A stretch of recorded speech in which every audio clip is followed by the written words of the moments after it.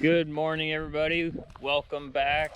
We're up here. Hopefully gonna finish up getting the Lacrosse done this morning. We got 2.5 rows left. We got the other 2 rows fully done over there. Everything is starting to come alive. We got quite a bit of growth on these. This one will actually stay here. We'll probably cut it back down to here, so then this one will start popping out a lot more. So yeah, and then our Frontenac over here, these ones we cut out last 2 years ago. Yeah, 2 years ago.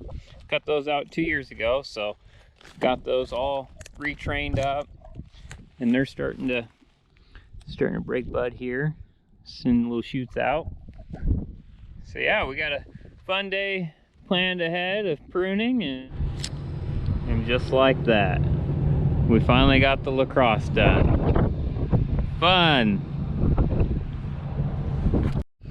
Alright, we're back up here on this nice, calm, sunny afternoon, spring afternoon. We are going through and short pruning our Frontenac grapes. Everything's starting to bud out really good. And so we're going through and short pruning everything. Dad's gonna talk to you a little bit of what he's doing here. Yeah, I'm trying to cut these all back to about 2 buds. We're trying to get everything back to the main cordon this year. We cut a lot of the tall stuff out earlier. Now we're going back through and cutting things down to about 2 buds. May cut the production this year, but we're trying to get things retrained.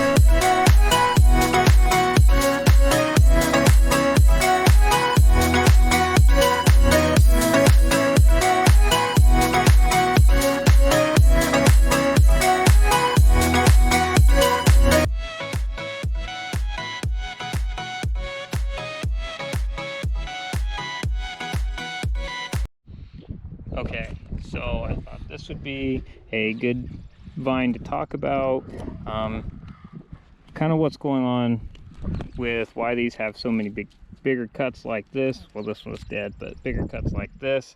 So when we went through and long prune this year, we were getting so much, they call it shoot creep, where you would have like 2-year-old wood here, and then you would have your first year's growth or last year's growth all the way up here, which you don't want, because eventually that's just going to become your 3-year, 2-year, 1 year, and it's just going to keep working its way up the vine.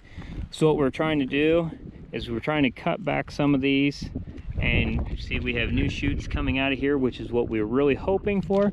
So then we'll go through and we will do shoot thinning to where you're just pretty much leaving one shoot right there, and that'll become the new growth out of this one.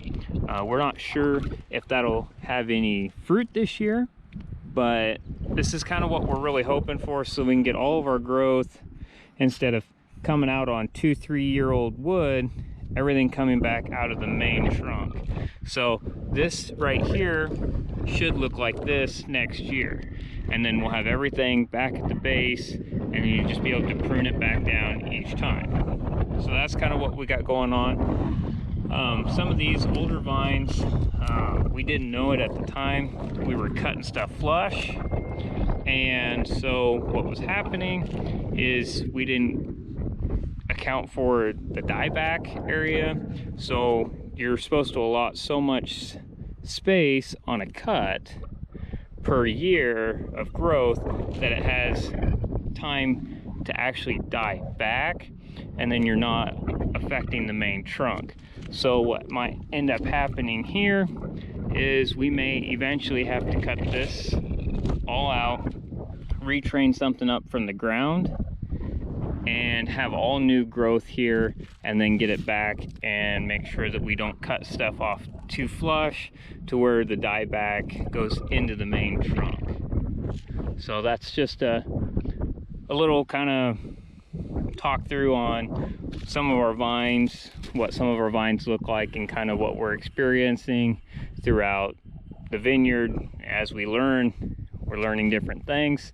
So hopefully we can eventually get all of our vines to where we want them. We don't have to worry about shoot creep, we don't have to worry about dieback onto the stumps, on the trunks, and we can really kind of make these vines last a lot longer, where we don't have to cut them back so much. Because here's another good example where we cut it off flush.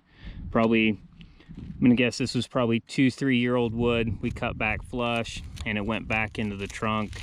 It's just not what you want. See, this is a good cut right here, where if I remember right, they talk about the width or the diameter of this is what you want to have going back to the trunk, allowing it to die back. So yeah, just a little bit kind of what we're learning, and hopefully that we can improve later on as we further and further develop our vineyard. Well, that's gonna do it for today. Got quite a bit done, so I was pretty happy with how today went. Glad to have that Lacrosse done and get working on a lot of our short pruning stuff. Still have some of our Edelweiss to long prune, but that we won't worry about that right now. I would like to thank everybody for watching our videos. Hopefully you enjoyed this one, and our kind of hopes and plans is to kind of just do more of a vlog style, just kind of show people what we do on a daily basis. You know, a lot of people aren't really familiar with what we do, so just kind of wanted to reach out to people that don't normally see what we do on a daily basis, so people have more of an idea. So thanks again for watching, and we'll see you in the next one.